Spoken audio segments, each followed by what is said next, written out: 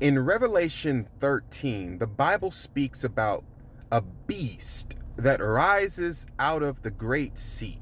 The sea represents the inhabitants of the earth, and the beast is the final world empire that is being built right under your nose. This final world empire is the kingdom of the Antichrist, by which he will reign over the entire earth for 3.5 years or 42 months. He will give authority to 10 other world leaders, and they will rule over the earth during that duration of time. Listen to what John says. And the beast which I saw was like a leopard. His feet were as the feet of a bear, and his mouth as the mouth of a lion. And the dragon, Lucifer, Satan, gave him his power, his seat, and great authority.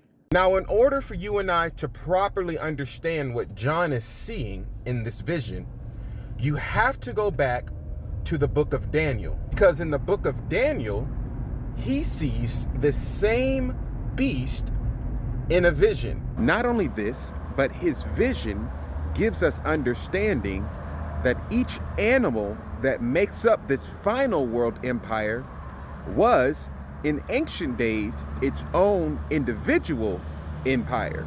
Now, I'm not going to read every detail, but here's the vision. And the 4 great beasts came up from the sea, diverse from one another.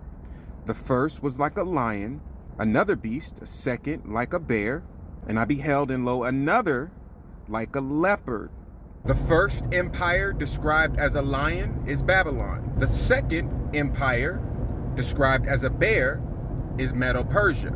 The third empire described as a leopard is the kingdom of Greece. These are the same world empires that make up the final world empire that we read about in Revelation 13. This tells us that the final world empire, the kingdom of the Antichrist, written about in Revelation 13, is a culmination of each ancient empire that we read about in the book of Daniel. Now here's the million-dollar question. How can Babylon, Medo-Persia, and ancient Greece all reign as global world empires again when they no longer exist? Pay attention. The reason why these world empires will reign again is because these world empires are merely an avatar for the demonic spirit that is behind them. Remember, the dragon gives the beast its power. So these ancient empires were also empowered by a demonic force and not merely man alone.